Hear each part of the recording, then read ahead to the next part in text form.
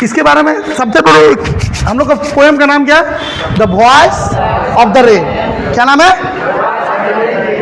The voice of the rain. Poem का नाम क्या है? पोएट कौन है?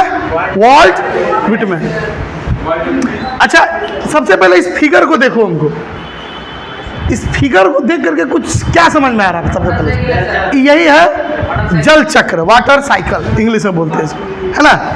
क्या है? Water cycle. हाँ, नदी, समुद्र, सागर, महासागर से पानी भाप बन के देखो इवोपोरेशन हो रहा है, इसको बोलते हैं हिंदी में वाष्पीकरण ना जी, वाष्पीकरण ना। हाँ, वेरी गुड। हम लोग पढ़े थे, देखो इवेपोरेशन हिंदी में समझा देते हैं, उसका तुम लोग हिंदी बता देना। कंडेंसर, जब भाप का पानी ठंडा हो जाता है तो उसके बाद वो पानी का रूप ले लेता है, पानी का बूंद बन जाता है, उसको हम लोग क्या बोलते हैं? तुम लोग क्या बोलते थे? हम लोग हिंदी में, इंग्लिश में कंडेंसर बुला गए, कंडेंसेशन बोलते थे। बात को समझे? तो ये देखो इवेपोरेशन हो रहा है और उसके बाद जाकर के ऊपर में क्या हो जाता है? बादल का रूप ले लेता है, बादल में जाके पानी जमा हो जाता है और उसके बाद फिर क्या होता है? बादल का पानी फिर वर्षा के रूप में फिर से नीचे आ जाता है, नदी जल समुद्र में फिर से आके भर जाता है। इसी को कहते हैं जल चक्र। क्या कहते हैं? जल चक्र। रिपीट कर रहे हैं, ये जल चक्र इसी को कहते हैं। पानी भाप बन के क्या बन रहा है? पानी भाप बन रहा है ना? अब भाप बन के कहाँ जा रहा है? ऊपर जा रहा है। इसको इवेपोरेशन बोलते हैं। इवेपोरेशन मतलब भाप बन के ऊपर उड़ रहा है। जब बादल का रूप ले लेता है तो उसको बोलते हैं कंडेंसेशन। ठीक है, तो जब बादल बन जाता है, फिर बादल बनने के बाद यही बादल का पानी फिर से वर्षा के रूप में नीचे आ जाता है। अब यही चीज़ पूरा इस पोयम में हम लोग इसी के बारे में बात करेंगे। बात को समझे? पोयम का नाम the voice of the rain. Poet कौन है हमारे? Walt Whitman. क्या हम लोग पोयम थोड़ा सा रीड किए थे ना? पॉइंट लाइन बाय लाइन समझे भी थे। आज इसको पॉइंट बाय पॉइंट समझते हैं। ओके, क्या बोल रहा है? सबसे पहला बात ये हमारा, ये एक इमेजिनरी पोयम है। क्या है? Imaginary poem. इमेजिनरी पोयम का मतलब क्या होता है? ये काल्पनिक कविता है, कल्पना किया गया है। जाहिर सी बात है, इसमें पोएट जो है वर्षा से बातचीत कर रहे हैं। अब कोई तुम लोग में से कोई है जो वर्षा से बातचीत कर सकता है? कोई नहीं कर सकता। कर सकता है? नहीं, बस ये उनका एक कल्पना है। तो इमेजिनरी माने क्या बोलते हैं उसको? काल्पनिक पोयम। इसका ये काल्पनिक पोयम किस चीज़ को दर्शाता है? जर्नी माने क्या होता है? सफर। जर्नी माने सफर ऑफ द रेन वाटर। अब रेन वाटर कहो चाहे रेन, वर्षा को ही ले लो, इस सफर ही करता है ना जी। सफर कैसे करता है? अभी थोड़ी देर पहले क्या बताया? वाटर साइकिल की मदद से। क्या होता है? नदियों, तालाबों, झीलों, सागर, महासागरों में जमा पानी भाप बन करके ऊपर जाता है। तो जो भाप बन के ऊपर जा रहा है वो भी क्या? एक तरह का पानी है, बस पानी का एक दूसरा रूप है, उसको हम लोग बोलते हैं भाप। क्या बोलते हैं? भाप। भाप बन के वो ऊपर गया और ऊपर जा करके कहाँ चला जाता है? Journey to the sky. Sky में चला जाता है। स्काई में जाने के बाद क्या बन जाता है वहाँ पे? क्लाउड बन जाता है। एंड रिटर्न माने फिर लौटता है टू द अर्थ, फिर से पृथ्वी पे वापस लौट आता है। तो यही पूरा जर्नी है। ये पूरा क्या है? जर्नी है। किसका? वर्षा का जर्नी, वर्षा का सफर है। ओके, अब बात करते हैं पॉइंट नंबर 2। ये पोयम जो है ये कन्वर्सेशन है। कन्वर्सेशन को शुद्ध हिंदी में क्या बोलते हैं? बातचीत। क्या है? बातचीत। बिटवीन माने बीच में। किसके बीच में? पोएट वॉल्ट विटमैन और द रेन, वर्षा। मतलब यहाँ वर्षा और पोएट आपस में बात कर रहे हैं। पोएट का नाम क्या हम लोग का? Walt Whitman. क्या नाम है? Walt Whitman. अब एक दिन पोएट आस्क माने पूछते हैं। क्या पूछते हैं? एक क्वेश्चन माने सवाल। किससे? To the falling shower. अब फॉलिंग शावर का मतलब अगर ना समझ में आए तो ब्रैकेट में हम लिखे भी हैं। क्या लिखे हैं? रेन वाटर से। रेन वाटर क्या होता है? वर्षा का पानी।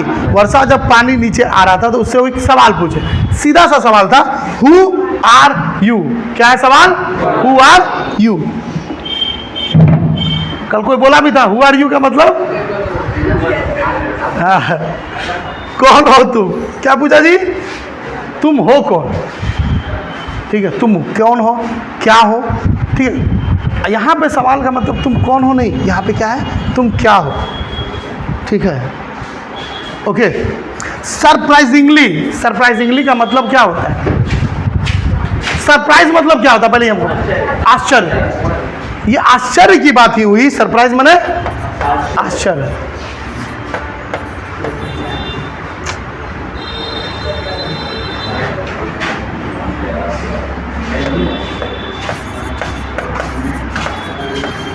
ये आश्चर्य की बात हुआ कि रेन ने आंसर दिया। आंसर का मतलब जवाब भी दे दिया। ये आश्चर्य की बात ही होगी ना, इसीलिए इस कहानी को क्या बोला गया है? इमेजिनरी। हिंदी में क्या बोलेंगे? काल्पनिक कहानी। अब जवाब, अगर वर्षा जवाब देने लगे तब तो ये आश्चर्य की बात है, आश्चर्य की बात है ना। अब आंसर की जगह पे यहाँ पे कुछ एग्जाम में हम जानबूझ के देखो ऑब्लिक देते हैं, ब्रैकेट देते हैं हर चीज को समझने के लिए। रिप्लाई, दोनों का अर्थ एक ही हुआ, जवाब दिया। क्या दिया? जवाब। क्या जवाब दिया जी? It is the poem of the earth. It is को थोड़ा देर भूल जाओ, लेकिन वो क्या है? पोएम ऑफ द अर्थ, मतलब पृथ्वी की वो क्या है? बुला लो इसको। पृथ्वी की ये कविता है। कौन हो जी? और राजेश बड़ो अपना राजेश, वो क्या है? पृथ्वी की कविता है। अब ये अजीब नहीं लग रहा सुनने में, पृथ्वी की कविता? तो ये कहने का मतलब पृथ्वी की कविता नहीं कह रहा, कहने का मतलब है पृथ्वी का जब भी जिक्र किया जाएगा ना तो वर्षा के साथ ही किया जाएगा, क्योंकि वर्षा के बिना पृथ्वी का कोई अस्तित्व नहीं है। पृथ्वी पर जो जीवन चक्र चल रहा है ना, वो किस वजह से चल रहा है? वर्षा की वजह से ही चल रहा है। जीवन की जो पेड़ पौधे उगे हैं किसकी वजह से होते हैं? वर्षा की वजह से। ठीक है, आज हम लोग बोलेंगे सर हम तो अपना खेत में पानी खुद दे देते हैं। ठीक है, तुम खेत में पानी दे देते हो, लेकिन जो पहाड़ों पे पेड़ है उसको पानी कौन देता है? उसको पानी कौन देता है? वर्षा ही देता है। क्या उसको सालों भर वर्षा पानी देता है? नहीं, फिर भी खड़ा रहता है कि नहीं रहता है? उसका पीछे रीज़न है कि वर्षा में पेड़ों के जड़ों में जो होती है ना, पानी को स्टोर करने की क्षमता होती है। स्टोर का मतलब उसको जमा कर लेता है। क्या कर लेता है?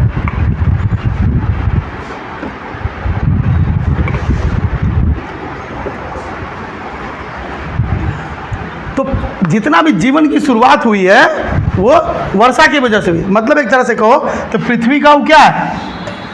बेस है। पृथ्वी का वो बेस है। पृथ्वी के कभी भी बात होगी तो वर्षा के साथ ही बात होगी।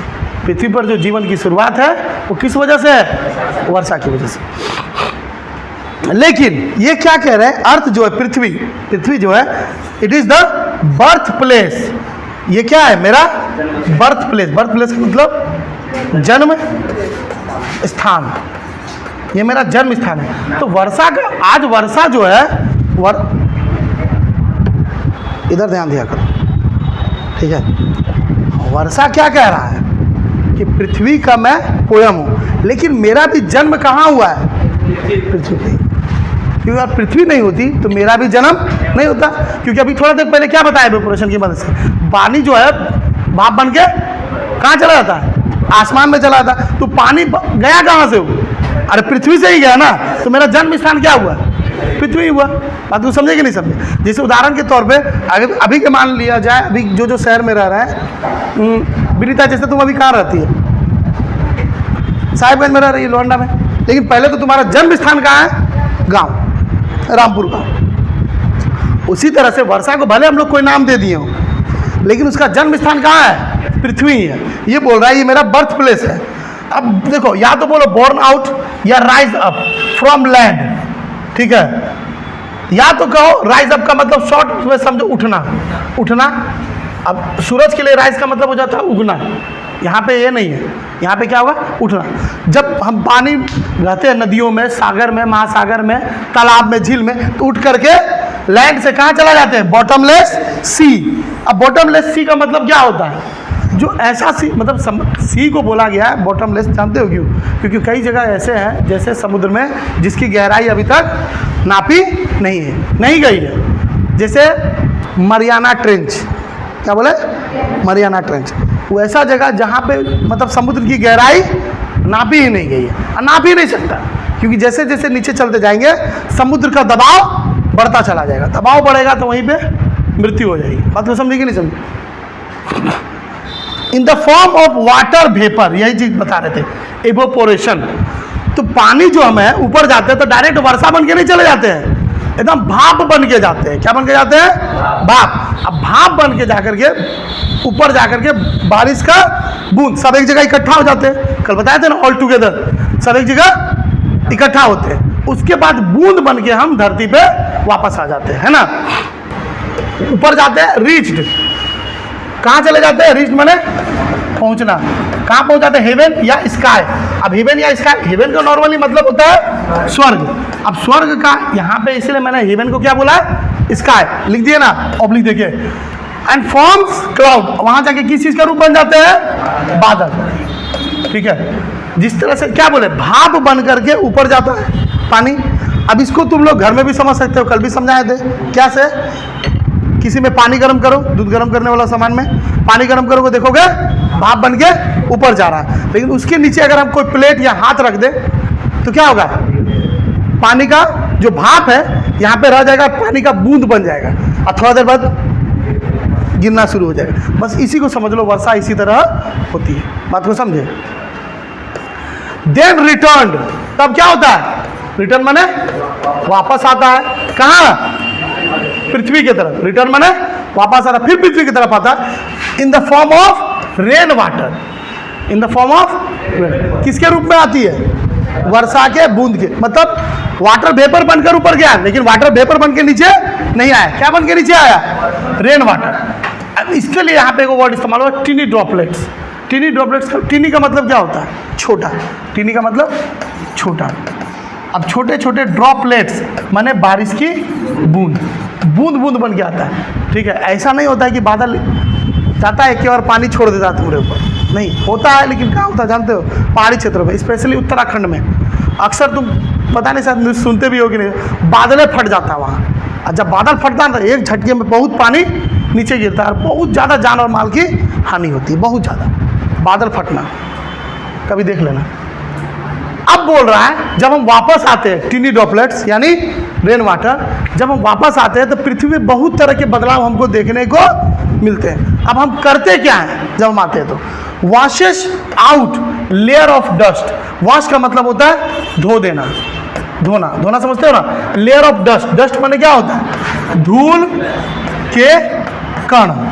देखो एटम्स माने भी, एटम माने क्या होता है? बहुत छोटे छोटे कण जिसको हम लोग खुली आंखों से देख नहीं सकते। एटम को हिंदी में क्या बोलते हैं? परमाणु। तो लेयर ऑफ डस्ट, जितना भी धूल का कण है, एटम है, जो यहाँ पे शॉर्ट में बोले स्मॉल पार्टिकल्स। स्मॉल पार्टिकल्स माने हिंदी में पार्टिकल माने ही होता है कण, समझे? तो धूल के जितने छोटे छोटे कण है जो हमको आंखों से नजर भी नहीं आ रहे हैं, क्या होते हैं? हम उसको क्या कर देते हैं? साफ कर देते हैं। एंड लेव द ड्राउट। ड्राउट का मतलब होता है सुखाड़। अब इसको थोड़ा देर बाद समझते हैं, पहले ये समझो। जब तुम गौर करोगे कि जब भी बारिश पड़ती है तो क्या होता है जी? चारों तरफ मौसम एकदम साफ हो जाता है, हमको बहुत साफ मौसम दिखता है। जानते हो क्यों?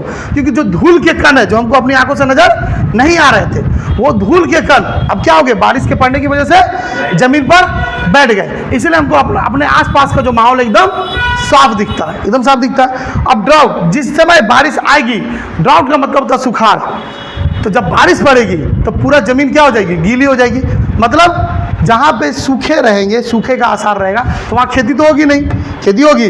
अगर वर्षा पड़ेगी तो वहाँ पे सुखाड़ कम हो जाएगा और वहाँ हरियाली क्या हो जाएगी? शुरू हो जाएगी। मतलब खेतों में हरियाली आ जाएगी, घास हरे भरे हो जाएंगे। घास हरे भरे हो जाते हैं कि नहीं हो जाते हैं? जहाँ जहाँ खाली जमीन होता है, तुम गौर करोगे वहाँ वहाँ घास उगना शुरू हो जाता है बरसात के बाद। It purify the earth. Purify का शुद्ध हिंदी क्या होता है? प्योर। प्योर का मतलब क्या होता है? शुद्ध। पूरे अर्थ को ये शुद्ध कर देता है। शुद्ध कर देता है मतलब अभी थोड़ी देर पहले क्या बोले?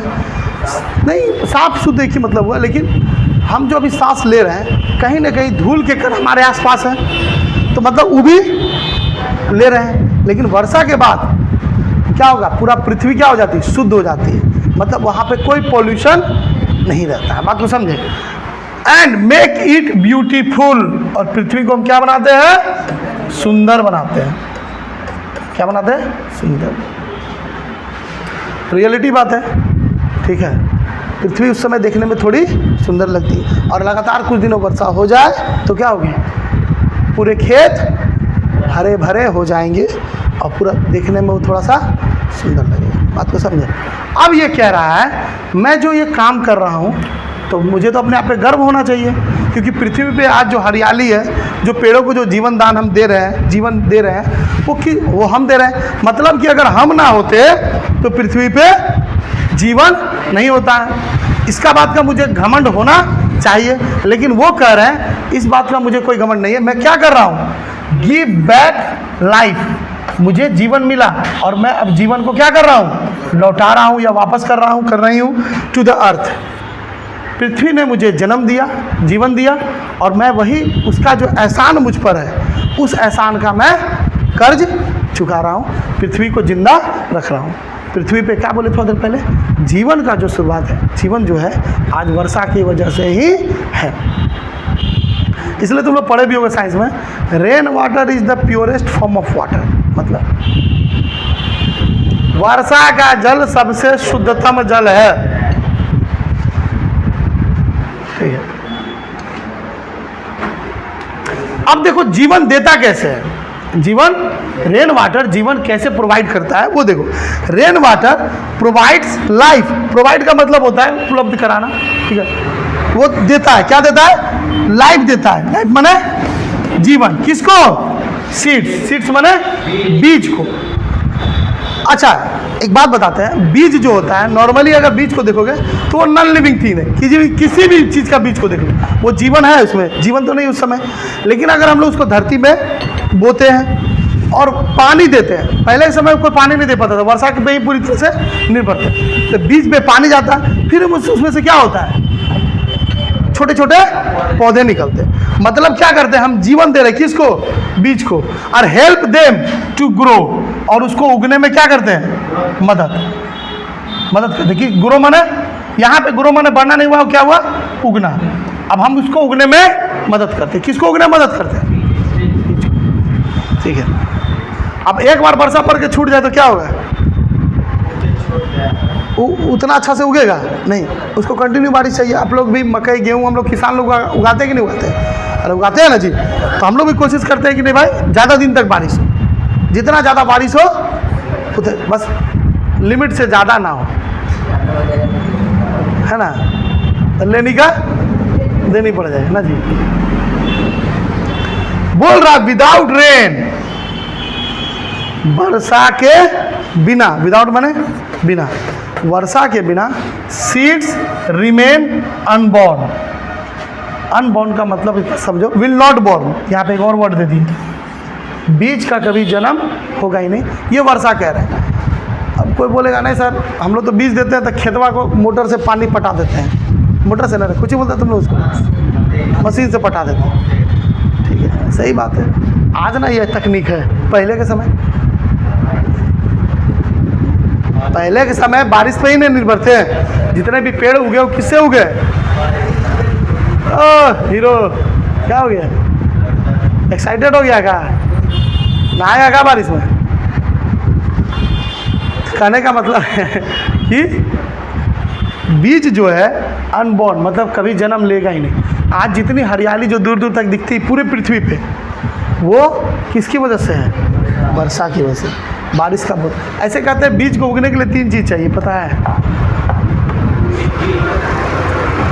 हाँ मिट्टी तो ही है। अरे भाई हम लोग पढ़े इंग्लिश में, एयर, वाटर, सनलाइट। एयर माने हवा, वाटर माने पानी, सनलाइट मतलब तो सूरज की रोशनी तो उसको मिल जाती है, हवा तो ऑक्सीजन का प्रचुर भंडार है पृथ्वी में, तो वर्षा का पानी की ज़रूरत है, तो पानी तो उस समय धरती को कोई देता नहीं था, तो वर्षा की वजह से ही पानी उसको मिलती थी बीज को, ठीक है। समझे कि नहीं समझे? तो अगर वर्षा नहीं होगी तो सीड क्या रह जाएंगे? अनबॉर्न, कभी जन्म लेगा ही नहीं।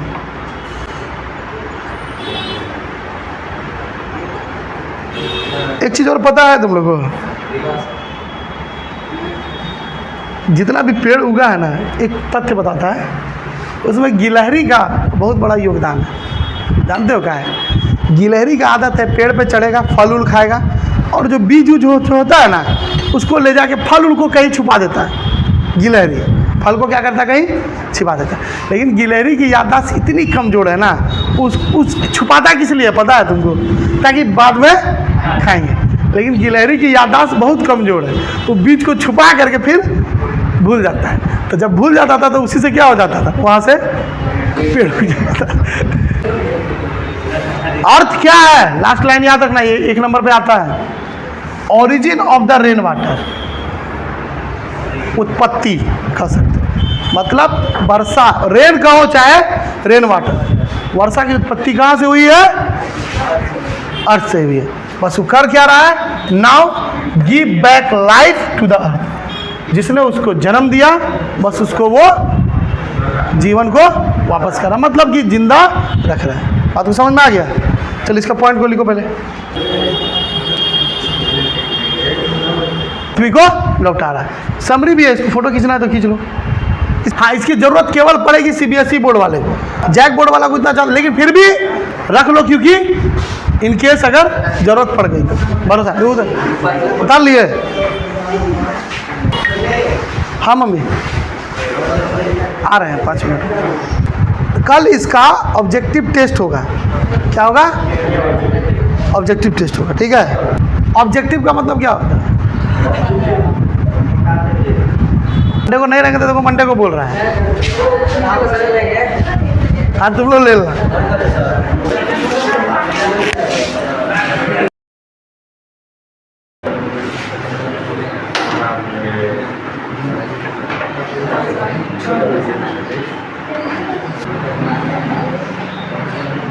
आप लोग पहले कॉपी एक्सचेंज कर चुके हैं, इधर उधर हो चुका है ना? इधर ध्यान दो। तो हम लोग का पोयम का नाम क्या है? देखो, the voice of the rain बोल रहा है, the voice of the rain. इसे राइटर कौन है? गलत जवाब, राइटर है ही नहीं, पोएट है। इसके पोएट कौन है? वाल्ट व्हिटमैन, ठीक है? तो ये जो क्वेश्चन था, देखो इसको पहले समझो, क्या बोल रहा है।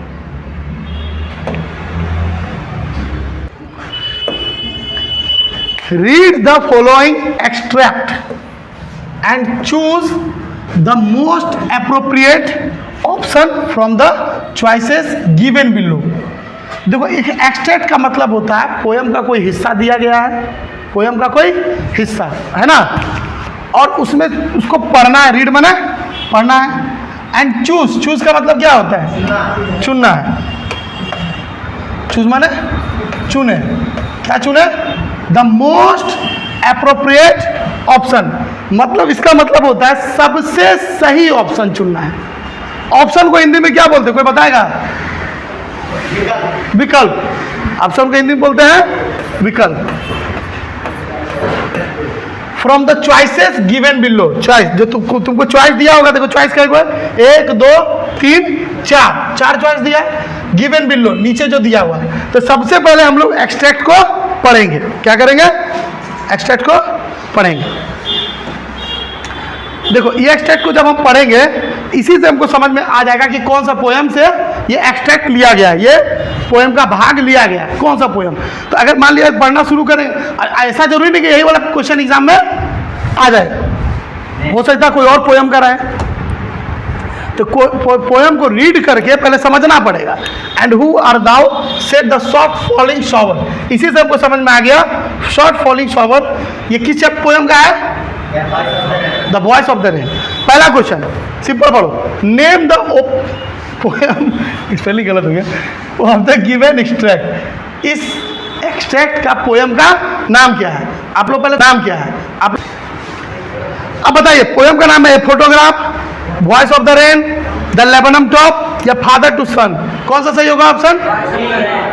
बी नंबर, कौन सा option? B, the voice of the rain. Okay, number 2, question number 2,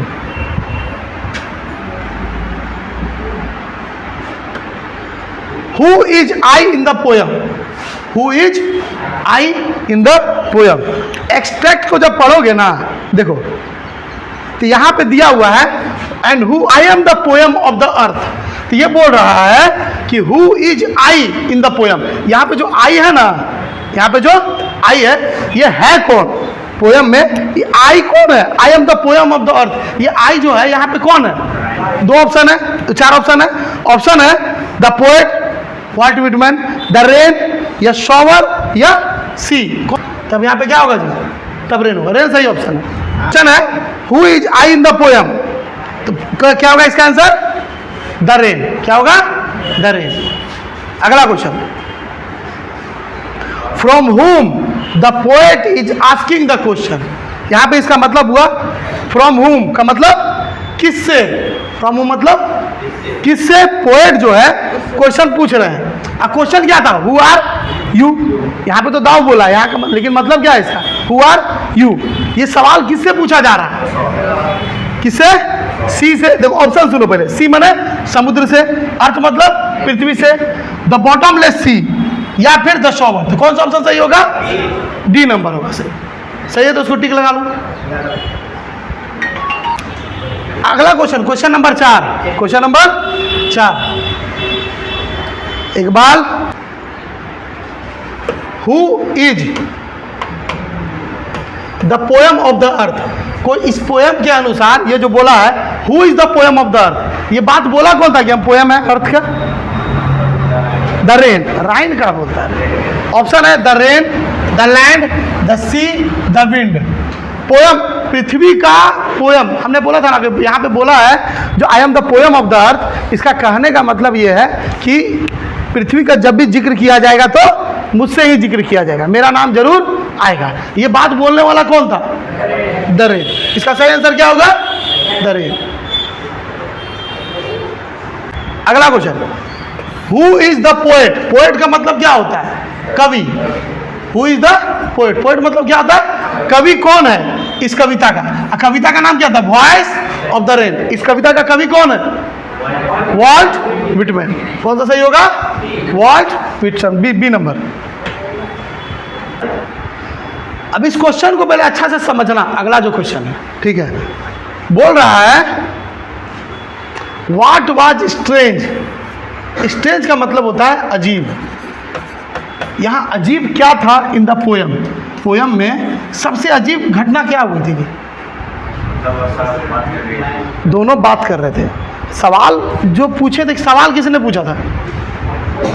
poet ने। तो सवाल पूछना कोई बड़ी बात नहीं, दो तो सवाल किसी से ही पूछ सकते हैं, लेकिन जो उधर से जवाब आया ना वो स्ट्रेंज था। क्या ऐसा हो सकता है कि कोई वर्षा जवाब दे देगा? एक और चीज़ याद रखना तुम लोग, एक वर्ड पर्सोनिफिकेशन।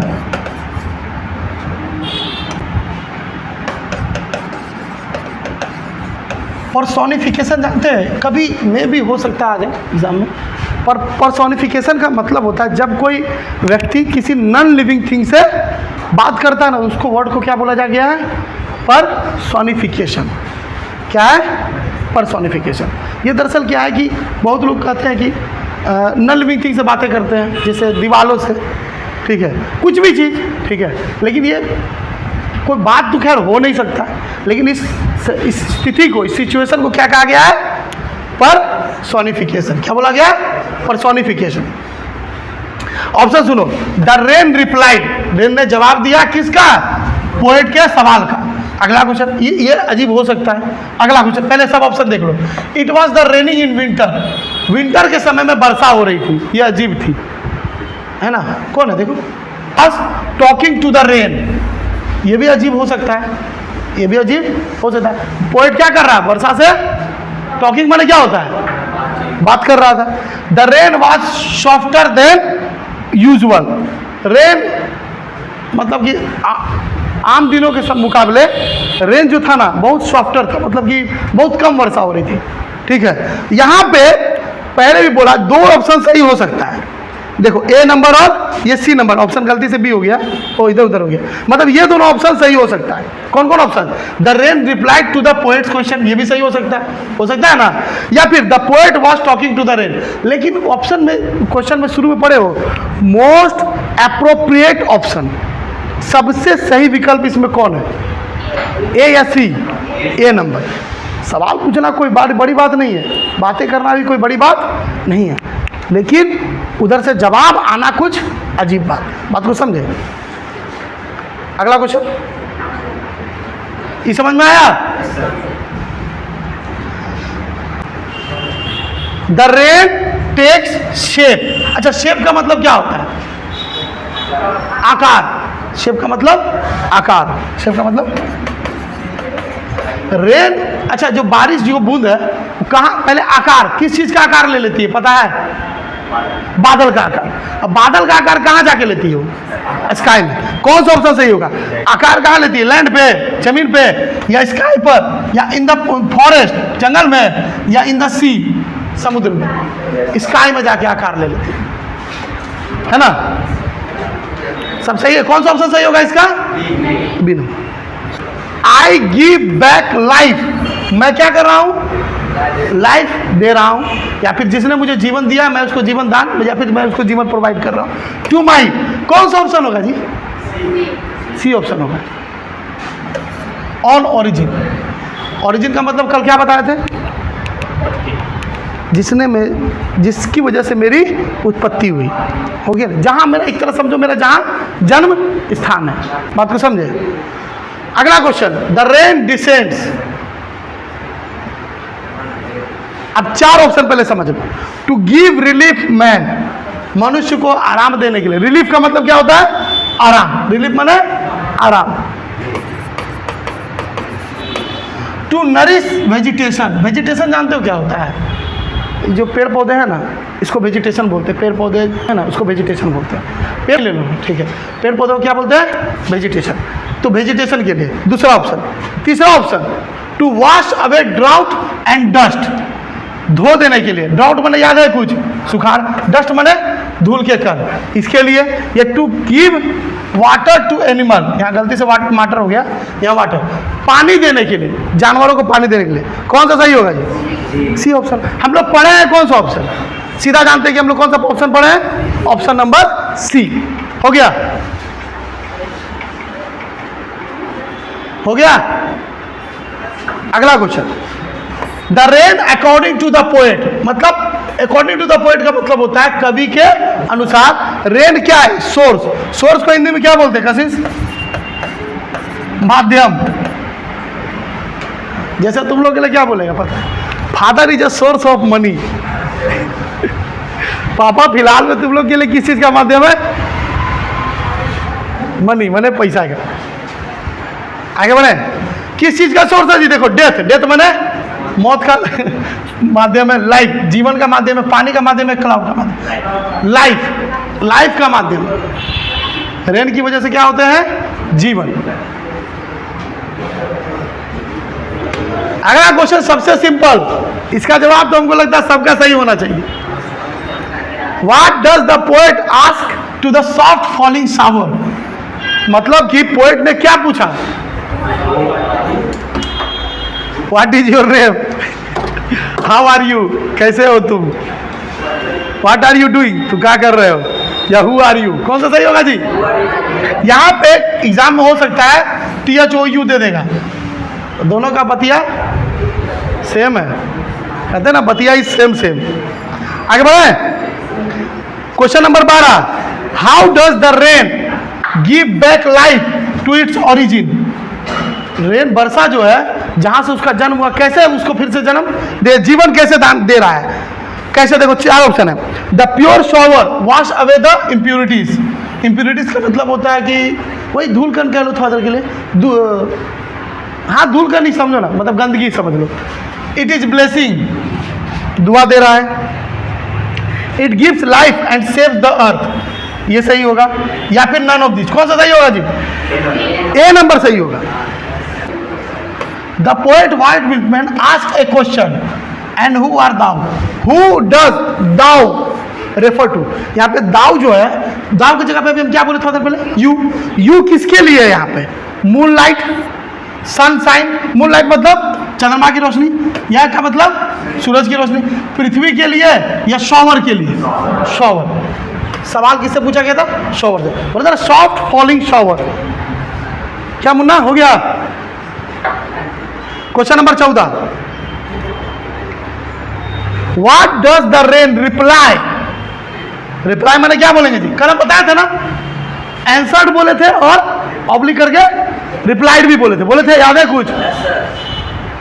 इसलिए एग्जाम में कुछ भी आ सकता है, जरूर नहीं आंसर ही रहे। रिप्लाइड, क्या रिप्लाई किया? पोएट जो सवाल पूछा हु आर यू, तो उधर से रिप्लाई क्या है? She is rain, she is the bottomless sea, she is the poem of the earth, या फिर she is the poem of land. कौन सा ऑप्शन? और ऑप्शन नंबर सी। सी का पहला वर्ड भी सी, सही है?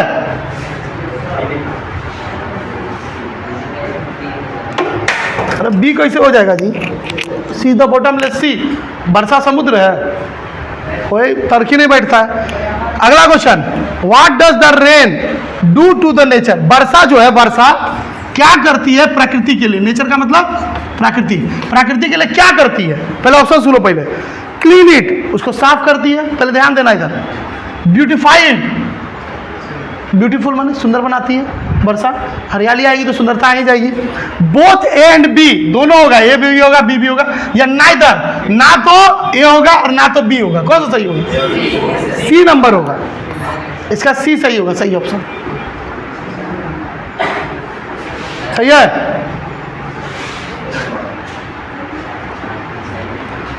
क्वेश्चन सुनो, I give back life to my origin. ये लाइन जो है, ये लाइन पोयम से लिया गया है। और क्वेश्चन सुनो, who is the speaker? Speaker माने ये बात बोलने वाले कौन है? स्पीकर माने कहने वाले। ये बात कहने वाले कौन है? बोलिए तो, ये कौन बोला है? पृथ्वी बोली है, या पोएट बोले हैं, या पोयम बोल रहा है, या शॉवर बोल रहा है? I give back life to my origin, ये लाइन कौन बोल सकता है? मैं जीवन दे रहा हूं, ये पोएट बोलेगा? समझा करो क्वेश्चन को। ये बोलने वाला कौन होगा? शॉवर। क्या होगा? शॉवर। कोई दिक्कत? गड़बड़ेशन हो गया ना जी, तो कन्फ्यूजिया था का है। अगला question, where does the song issue from? ये सॉन्ग जो है कहाँ से लिया गया? 4 ऑप्शन है।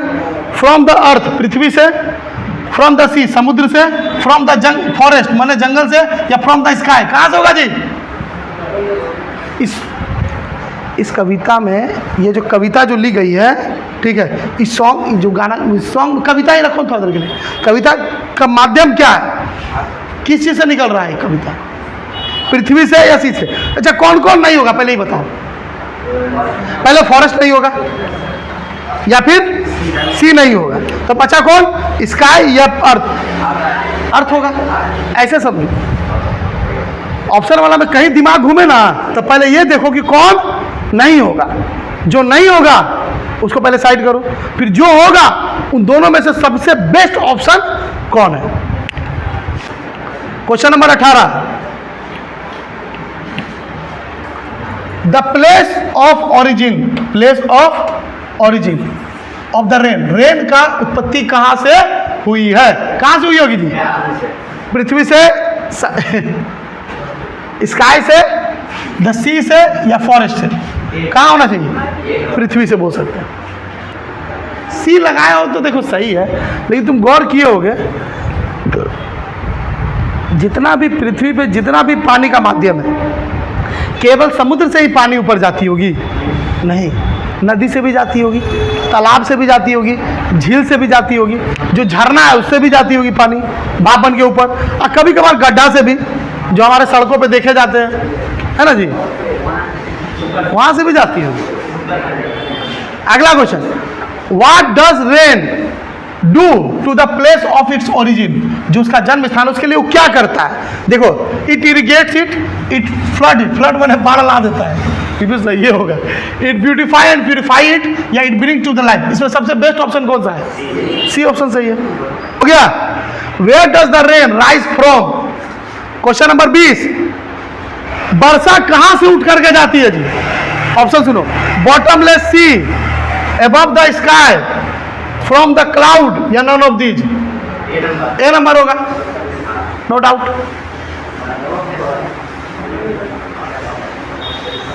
फ्रॉम विच टू प्लेस, कौन से दो स्थान से वर्षा जो है उठ करके जाती है, ठीक है, वाटर वेपर बन जाती है। मतलब कि किस दो स्थान से रेन जो है निकलती है, किस फॉर्म में? Water vapour. वाटर वेपर का मतलब क्या बताए थे कल? भाप, जल चक्र बोल रहा है। कहाँ से? लैंड एंड ओशियन, जो देखो बुक में है, land and ocean, land and bottomless sea, land and mountain, या नन ऑफ दीज? बुक में हम लोग पढ़े क्या है? कौन सा ऑप्शन? बी नंबर सही है। कौन सा ऑप्शन सही होगा? B number. कोई दिक्कत? अब देखो बोल रहा है वो क्वेश्चन जो कि जैक में कब कब पूछा गया जी? 2223 में, 2223 में। क्वेश्चन देखो, इन the poem the voice of the rain, without rain seed will remain, कौन सा होगा जी? ए, बी, सी या D? Hidden and unborn. Unborn होना जरूरी था, तो ऑप्शन मेरा वही सही होगा, कल बताया भी थे। अनबोर्न का मतलब क्या हो जाएगा जी? जन्म ही नहीं लेगा।